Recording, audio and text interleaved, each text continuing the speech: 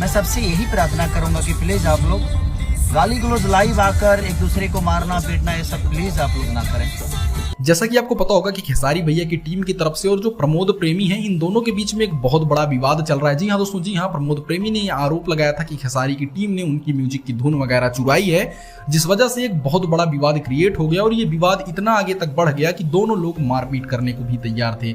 जी हाँ, एक दूसरे को लाइव में आकर गाली देना, उनको बुलाना कि इस जगह पर तू मिल वगैरह वगैरह हो रहा था। लेकिन जब ये बात खेसारी लाल यादव को पता चली तो खेसारी भैया ने सबसे पहले ये निर्णय दिया कि भाई लड़ाई झगड़ा को सबसे पहले बंद करो और सबसे पहले हमारे भोजपुरी इंडस्ट्री पर ध्यान दो। लेकिन दोस्तों अभी भी विवाद पूरी तरह से शांत नहीं हुआ है, चाहे वो प्रमोद प्रेमी की तरफ से हो या फिर खेसारी की टीम की तरफ से हो, अभी भी तनातनी पूरी तरह से चल रही है। लेकिन खेसारी भैया ने जितना उनसे हो सकता था उसको दबाने की कोशिश की है।